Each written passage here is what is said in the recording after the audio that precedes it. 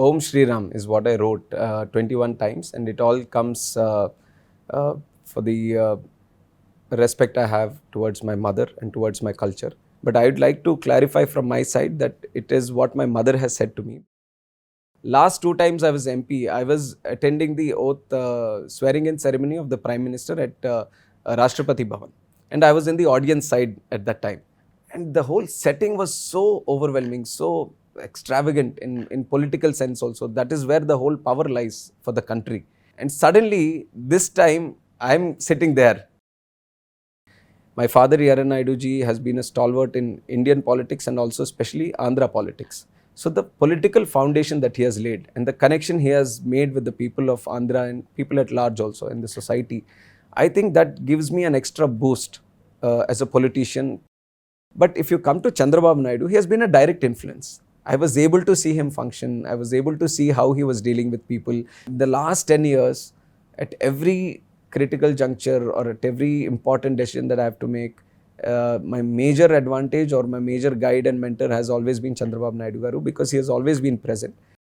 We always had a very good relationship with the NDA and Modi ji or whoever was within the NDA. It was just regarding that important scenario when we thought that we would need much more funds, much more assurances to be fulfilled at that point of time. That was when we took a certain decision. It was not like an enmity between people or enmity between the governments. It was more about our specific state getting some extra funds. We were very emotional at that point of time. We kind of felt an insult after we were bifurcated. The way the bifurcation was done, where our opinions were not taken, considered.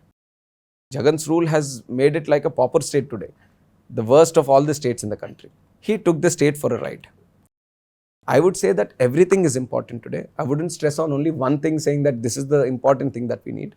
We need a lot of things today, and our hope is that we are in a good position in the central government also today. So we want to leverage that and to give a holistic development approach to the state of Andhra Pradesh. When you pick up only one thing, I feel that is a political way of looking at it. I am the youngest minister in the cabinet today. All the eyes were on me. We as youth should be ready for the challenges. We should be ready to create the impossible and make it possible.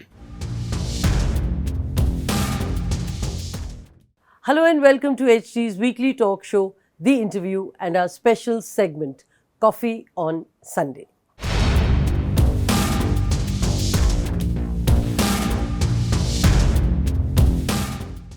Kinjarapu Ram Mohan Naidu. He is the youngest minister in the Union Cabinet. He is in the news for writing Shri Ram 21 times before taking oath. As a member of parliament, he advocated sex education. It was his father's untimely death that pulled Ram Mohan into politics. Since then, he has taken one step at a time, first as an MP and now a union minister. Shortly after taking over as Civil Aviation Minister, he promised to make air travel cheaper. It would be the new railways, is what he had said.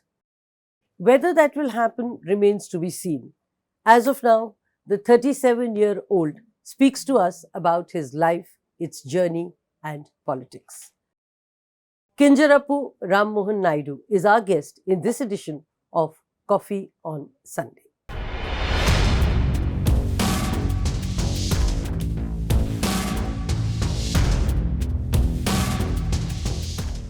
Welcome to the show, Mr. Kinjarapu Ram Mohan Naidu. Thank you for being here with us. And congratulations for your win and being inducted in the Union Cabinet, the youngest ever minister. Thank you so much. My pleasure. Let me begin with your writing Shri Ram 21 times over before taking oath. And also, you conducted some rituals. Tell me about both the how and why. Om Shri Ram is what I wrote 21 times, and it all comes for the respect I have towards my mother and towards my culture. And it's not just this time, but whenever throughout my life, since my childhood, whenever I was doing anything important, it has been my tradition to ask my mother, what should I do? And she has always been my biggest supporter. And I wanted her presence also to be there in that important moment. So I asked her, so what should I do? I'll be taking charge as the new minister today. So then she said that you have to write Om Shri Ram 21 times, and just whatever are in South, especially in Andhra, we have Lord Venkateshwara Balaji. He is our God. So have a murti of Lord Balaji and take his blessings. So it was her suggestion, and she couldn't be here. So I wanted her presence to be here. So I wanted to do what she says. So that was how that whole thing happened. And I'm very happy that it was received in its true sense and spirit, because otherwise these days you do something, people think about it in a separate, different way, and it gets miscommunicated or misrepresented most of the times. But I would like to clarify from my side that it is what my mother has said to me, because I believe in her blessings, I believe in her support, I believe in her upbringing also. And what I am today is because of her. And if I am in this position, she needs that credit. You also carried out some rituals. Yes. Rituals in the sense, I had the murti of Lord Balaji there. I lit a diya and just do a traditional puja kind of thing, which we Telugu people also do. So it's a very common thing in our culture also. Being a first time minister, how does it feel? Is it similar to the same feeling as first time MP when I interviewed you years ago? No, first time you interviewed me as an MP, I was overwhelmed with being an MP at the time. I was just 25 years, 6 months at the time when I won as an MP. So the whole setting of the parliament, being in the parliament, representing almost 24 lakh people, and then you are having a prime minister on one side, all the stalwarts of Indian political history that you would have heard of are sitting with you. So that whole setting was overwhelming. And I had that similar feeling for a certain time after being the minister also, especially last 2 times I was MP. I was attending the oath swearing in ceremony of the Prime Minister at Rashtrapati Bhavan, and I was in the audience side at that time. And the whole setting was so overwhelming, so extravagant in political sense also. That is where the whole power lies for the country. And I was seeing, and I used to think, what would the ministers be thinking? Do they know the aura of the setting that they're in right now? It's not that I wanted to sit there or something, but I was thinking in the sense ki, do they feel that energy? Do they feel the power that is there here? And so it used to go in my mind. And suddenly this time I'm sitting there in the swearing in ceremony with all the other ministers that are supposed to be swearing in. So kind of that hit me suddenly, and it was like, see, last 2 times you were sitting there and you were thinking of how it is here, and now you're here. So that whole moment was very overwhelming for me. What went on in your mind? Like you said, when you were in the audience, you said you were wondering what the ministers would be thinking. Now that you were a minister, what is it that you were thinking when it was going on? I felt like it was an unbelievable moment. It wasn't something that would have happened otherwise. So I was just trying to think what made me be here. So that ultimately took me back to 2 things, which is the people of Srikakulam who have voted me to power 3 times in a row. 3 times is definitely an impossible task in today's political scenario. And for them to vote me from being 25 years, a young politician with not big knowledge in politics, from there to 3 times, and third time they won me with a 3.28 lakh majority, which is very high. So I was trying to think back on those things, that you're here this time, third time, sitting in this setting where you're swearing in as a cabinet minister. So what would be the main reason for you to be here? I wanted to think on those lines, and I remembered the people of Srikakulam and also my father, definitely. My father, Yaran Naidu ji, has been a stalwart in Indian politics and also especially Andhra politics. So the political foundation that he has laid and the connection he has made with the people of Andhra and people at large also in the society, I think that gives me an extra boost as a politician. People associate me strongly with him. So that kind of gave me an additional push in being selected as the cabinet minister. And that's how I approached that situation. So I was strongly remembering those 2 things. Never forget the people of Srikakulam. Never forget the blessings that your father has given you. So these 2 things were constantly running on my mind until the moment of my swearing in. Talking about your father, and I was coming to that, you joined politics after his death. Was politics ever on your radar, or did circumstances compel you? Because you were abroad at that time, if I'm not mistaken. So politics was never in my line of profession or whatever you say. Why? That was how we were brought up also in a way. And my father, though he was so, like, he was the epicenter of Andhra politics. He was the core of the political atmosphere and all that. And he was a strong leader backing N.T. Ramarao garu, Chandrababu Naidu garu. And he has been a very prominent figure also in Telugu Desam party. But we kind of, the kind of atmosphere we had at home, it was like politics is my job. People elected me or people selected me. So it is something that I have to do. This is not a family procession ki sab log isme aa jayenge, everyone is going to come inside, everyone has something to do.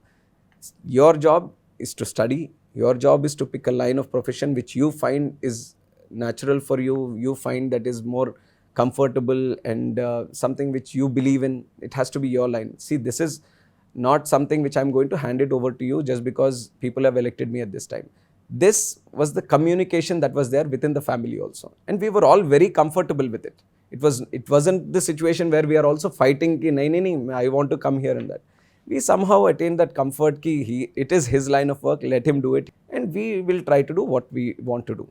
We, in the sense, me and my elder sister, Bhavani, so we too were very comfortable in leading lives away from politics.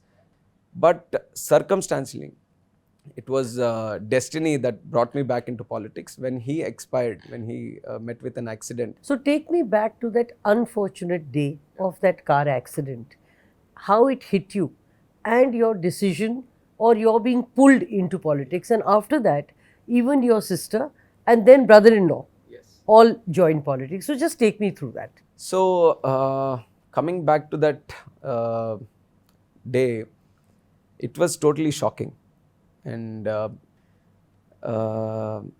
it's a very emotional moment for me. Just going back to that incident makes me very sentimental. The kind of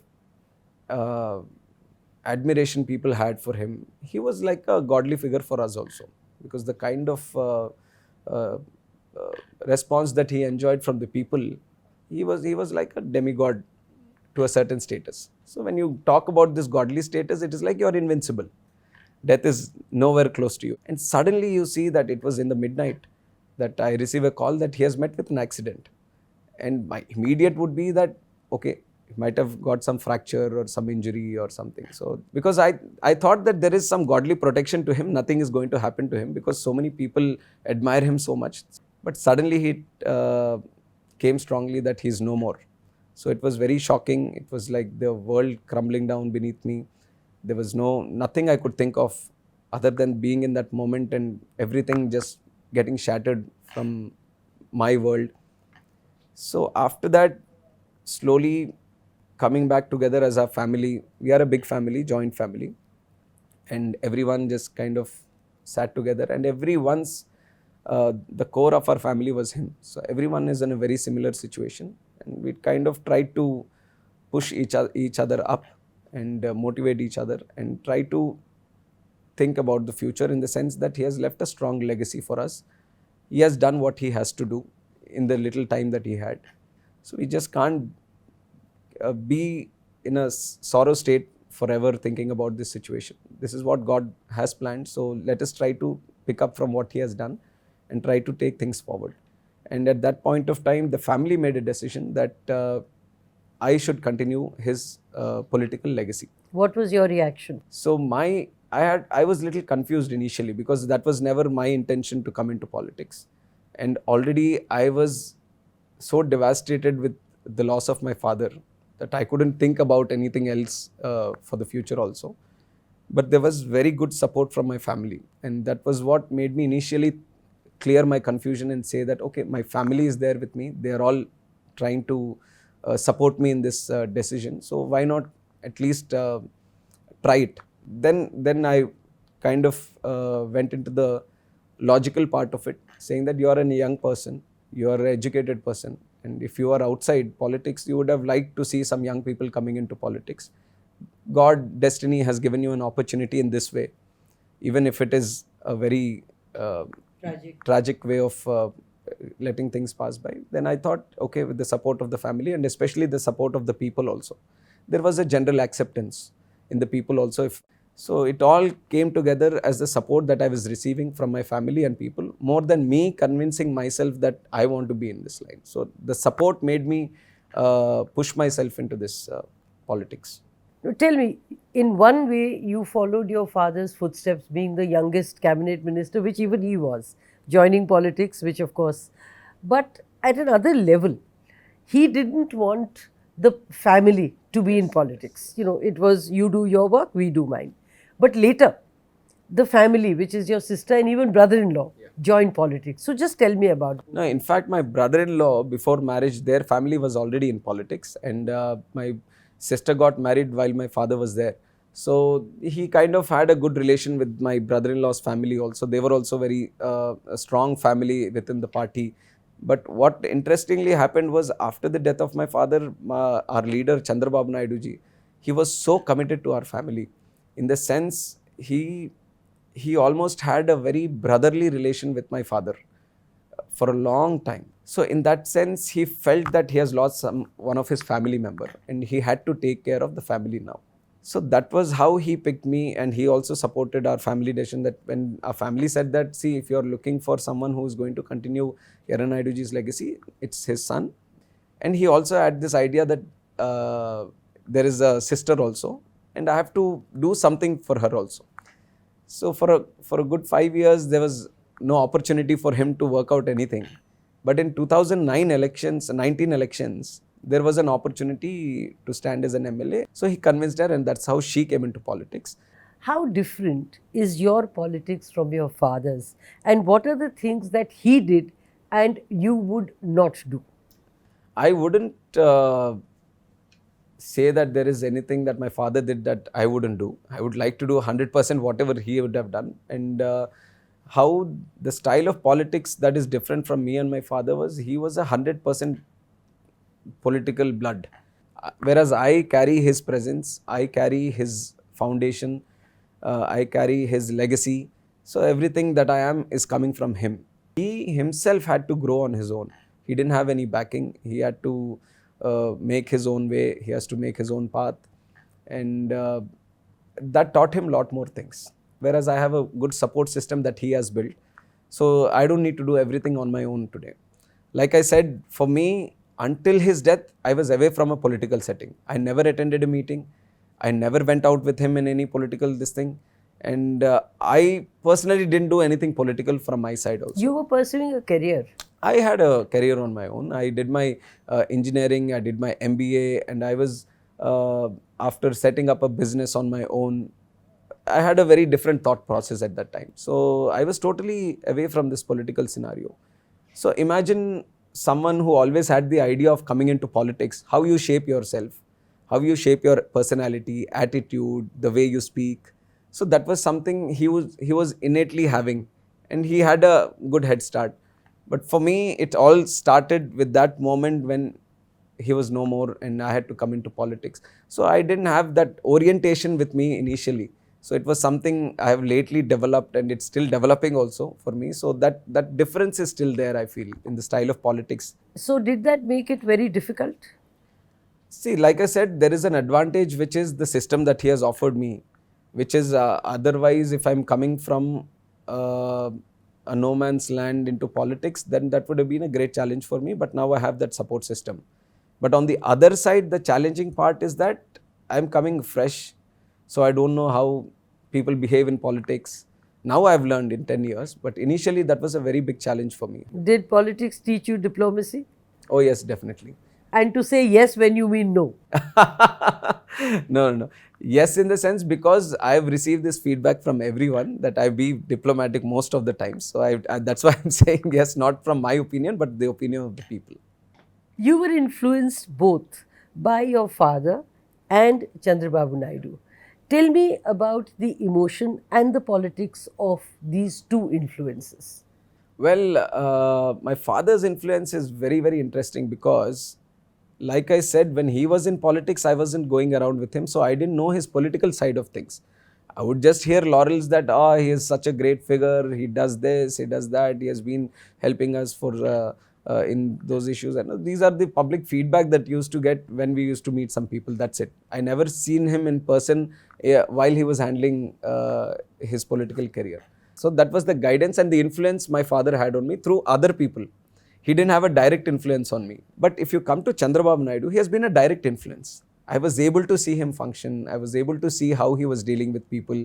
The last 10 years, at every critical juncture or at every important decision that I have to make, my major advantage or my major guide and mentor has always been Chandrababu Naidu Garu, because he has always been present. So he was my constant guide.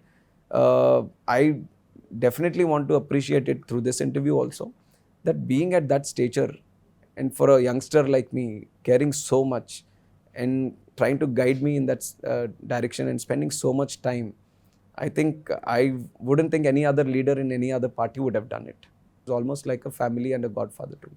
You know, you also compared Modi government's demonetization to Jagan Reddy's sand mining ban, and on grounds that both of them were oblivious of the suffering of workers. Having joined the Modi cabinet now, do you still hold that view? I don't remember saying that actually. I thought you would conveniently forget. No, it's not convenient. I don't remember, because I generally remember what I would have commented. I don't know if I would have put demonetization in such a way. But definitely Jagan's this thing, sand policy is not just for me to say, it's for the people of Andhra also. They have also been strongly saying things against it, because the way he has brought in the policy and made sand unavailable for all sectors in the state. So that was a very huge crisis for the state of Andhra Pradesh also.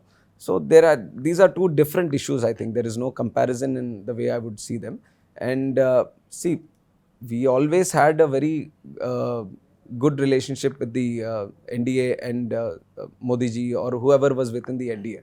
It was just regarding that important scenario when we thought that we would need much more funds, much more assurances to be fulfilled at that point of time. That was when we took a certain decision. It was not like an enmity between people or enmity between the governments. It was more about our specific state getting some extra funds, getting some extra assurances which was already promised. So it was at that point of time that thing happened. You know, you said the TDP had a very good relationship with the BJP. However, there were times when Chandrababu Naidu did criticize Mr. Modi and said, never any leader like him. So this all came out. That's why this all came out at that point of time when we thought that we were not getting as much funds as possible to the state of Andhra Pradesh. Nothing more than that. So we were very specific to the state. We being a regional party, of course, our sentiments also lie with the progress of the state, and we were very emotional at that point of time. We kind of felt an insult after we were bifurcated. The way the bifurcation was done, where our opinions were not taken considered, and the whole bifurcation was such a torturing process for us, the way it was done. So we were very emotional with that point of time, and slowly as time grew, we kind of understood what was more important for the state and how to deal with things. And more than what would have happened at that point of time, after Jagan coming in, he has ruined the state much more. We thought that bifurcation itself was a big challenge for the state after coming out, but Jagan's rule has made it like a pauper state today, the worst of all the states in the country. You know, while on Andhra Pradesh, and of course you and everyone is very emotional about the welfare of the state, how important is the special status demand for Andhra Pradesh? And now that the alliance is there, what does it mean? See, in the initial 5 years of bifurcation from 14 to 19, we had certain support from the NDA government, and we had a leadership of Chandrababu Naidu in the state, and we made the state progress to a certain level. And in that progress, we thought if we had some more support from NDA government, if we had more support from the central government, we would have achieved much more success. We were slightly more aspirational at that time, just divided, being insulted at that time, and we had a josh ki nahi, we have to show what our state is. So we were targeting big things and all that. So that was where that whole aggression also came from in that point of time. And then 2019, we lost. Jagan came into power. And for 5 years, he took the state for a ride. He made his own constitution. He made his own rules. He just made it look like his own bank account. The whole Andhra Pradesh state was his own bank account and his own backyard, that he could do anything at his own whims and fancies, and that's how he spoiled the whole finances of the state. So now, after assessing the 5 years of Jagan's rule, we have gone back 30 years. So imagine a state which was trying to rebuild itself, which was trying to achieve great things, great aspirations, and suddenly with one 5-year rule of a madman, it has gone back 30 years. So now our challenges are different. Our aspirations are different. Now we are thinking about the state right now and the kind of problems that are there in the state, and we want to rebuild it from step by step. So in that sense, we have certain more important projects in the state, certain more important policy making, legislations in the state that we need to do so that we come back onto the track. And for that, we will need certain support from the central government also. Support can be in the form of aid, support can be in the form of projects that they do in Andhra Pradesh, water projects, road projects, our capital Amaravati is there. These are all different aspects of our state for letting it grow. So if you ask me, I would say that everything is important today. I wouldn't stress on only one thing saying that this is the important thing that we need.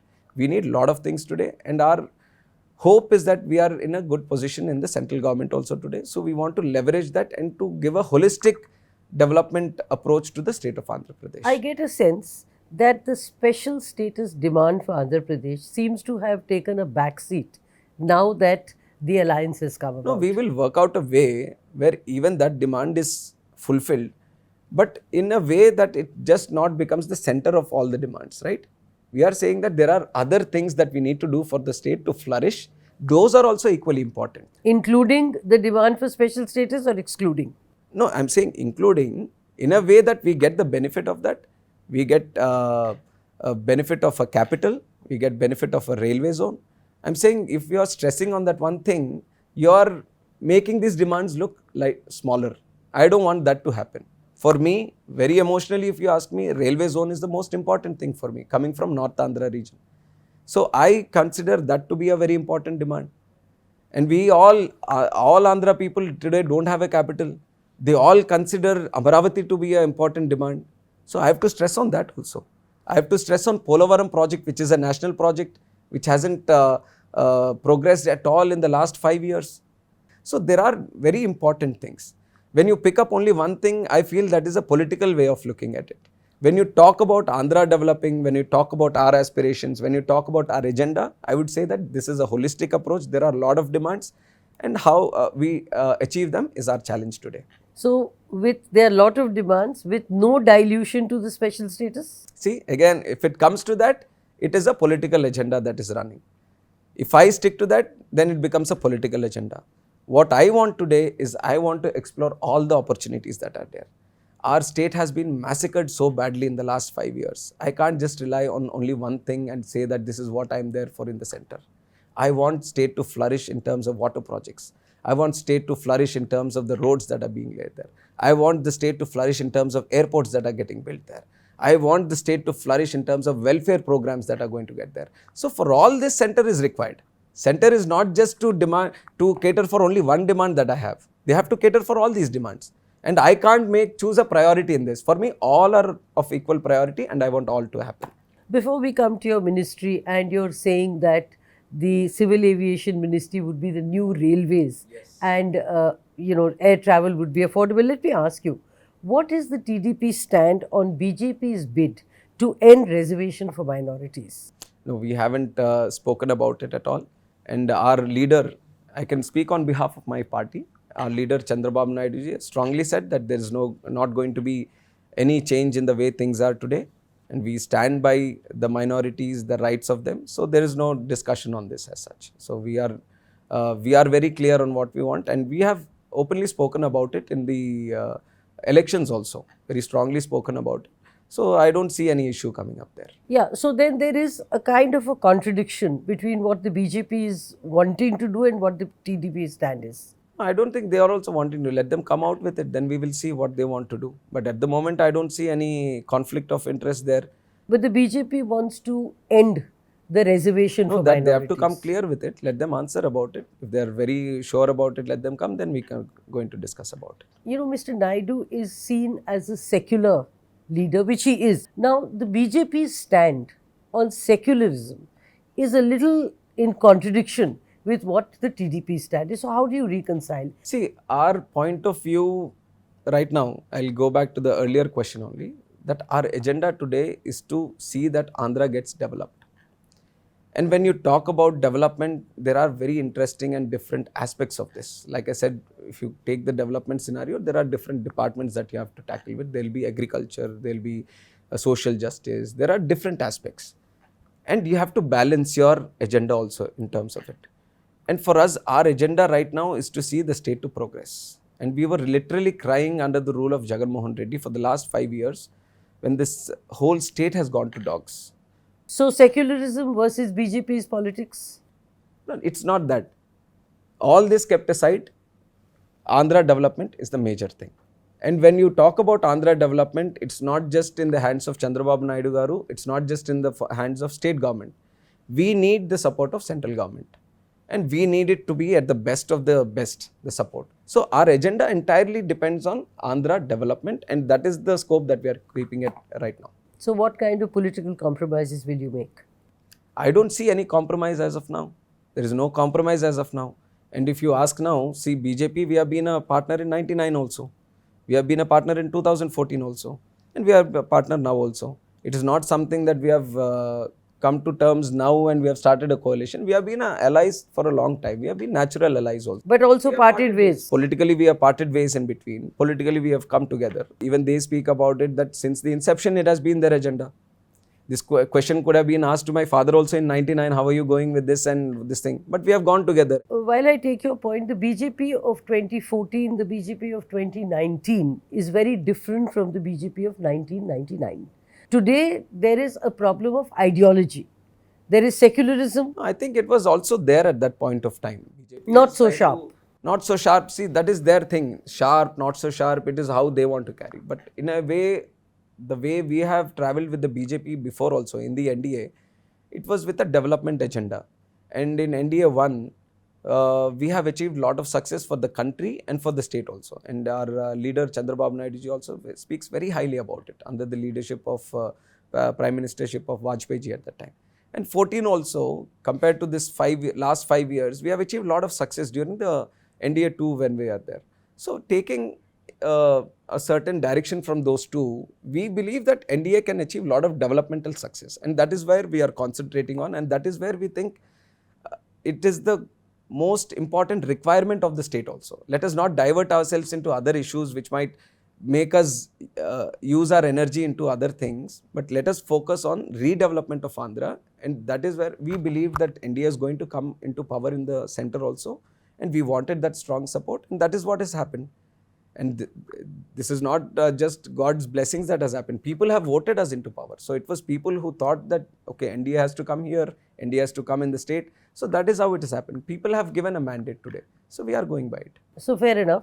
Let me come to your ministry. And you said 3 things. Making air travel accessible to all, making airways the new railways of India, and doing wonders, quote unquote, wonders in this ministry. So just decode these things. Okay, so one important thing is that airways is going to be the new railways. I think that is very soon going to become a reality. The way passenger capacity is picking up in air travel, and the way it has come so close to the people from the lower class, lower middle class. Once at one point of time, it used to be just for the elite.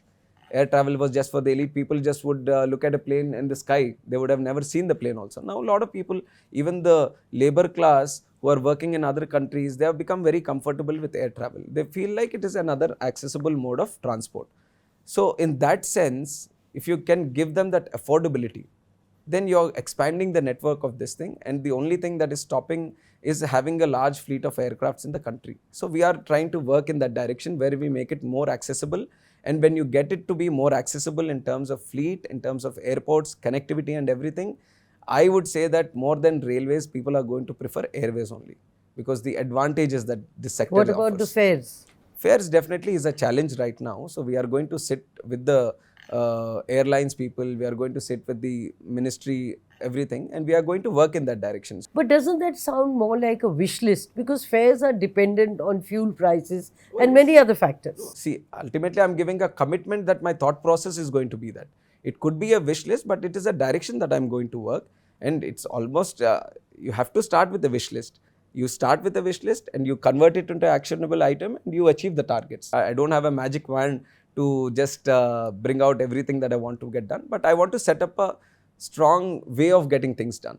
So if I'm saying as a minister that I want to have this as a wish list, there is a certain commitment. So I just want to give that confidence to the people that as a minister, I'm going to be on their side and work on what their request is. So that much confidence I want to give. Just decode that quote, doing wonders in this ministry for me. Wonders comes from the point that I am the youngest minister in the cabinet today. All the eyes were on me.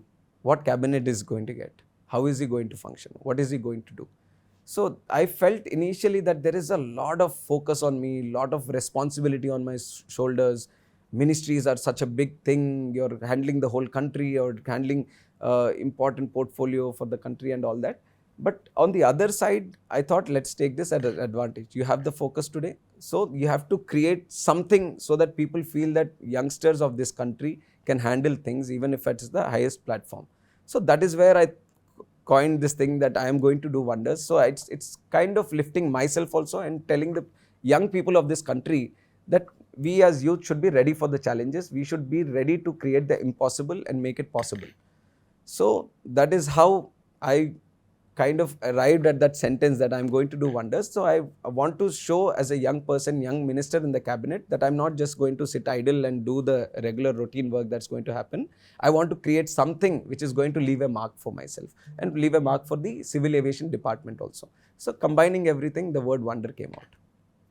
I started this interview on a personal note, and I will also end on a personal note. Tell me about the struggles and challenges that have shaped you. Struggles, definitely not having a father and being in this field. Now that I see most of them, they have the good fortune of having their family members, especially the father in their political life. That creates a huge advantage for anyone. So me not having that was definitely one of the biggest challenges for me. But on the flip side, if he was there, I would have never come into politics. So that keeps bogging me most of the time, that if I had him with me, and with the kind of progress that I've been making, or with the kind of path that I've been choosing, if he was there, then I would have had a lot of additional help in this. But I've in one way learned to overcome that and take inspiration from other people that are around me. So major challenge is that. And the second challenge would be that for a good 25 years, you thought that you're not going to come into politics. And suddenly your whole orientation, your attitude, your persona, your behavior, everything you have to change into a certain way. And part of that was getting yourself to be more diplomatic also in the way. So these kind of things, it was very challenging in the beginning. And biggest challenge is to live up to the expectations of my father. He has set such a huge, big precedent that you telling that I'm going to continue my father's legacy and trying to actually carry it is two entirely different things. So that challenge is still remaining, because initially when I became an MP, people were comparing me to him. And now I've become a minister, now they're comparing me to his ministership. And every challenge is so huge, it's very difficult for me to manage. So I'm trying to learn how to do the conversion. Finally, looking back, what have you done differently, or what is it that you will not do? Differently, if he was definitely, if someone would have watched both of us closely, then they would say that we have a very different style of functioning. I have a very acceptable way of doing things. Like, I accept everything that is going on, whereas my father wouldn't accept certain things. He was very strong, at least in some places, saying that this is not how it's going to happen, and he was very strong and bold in the ways. I'm more acceptable, but I do it in my own way. Which is better? I kind of like his way of style also, but considering my appearance, I don't think I can do it. He was a 6 foot, very tall and good, well-built guy. So I think he could create the atmosphere of putting his foot down and saying things. I can't do it. You know, you said that politics has changed you a great deal. Who is that Ram Mohan Naidu which people do not know? Well, people probably do not know that I had a lot of hobbies for myself. I used to love photography. I love sports. And I love going to movies a lot. this used to happen. And I'll tell you about 1 week where I saw almost like a movie every day, and one day I saw 2 movies also. So that used to be my lifestyle at that time. People don't know this. Now I haven't seen a movie for a good 1 year also. Mr. Ram Mohan Naidu, thank you very much. Thank you for so your much. time, and thank you for taking all the questions, Thank you even for- the political ones. Thank you so much. My pleasure. Thank you.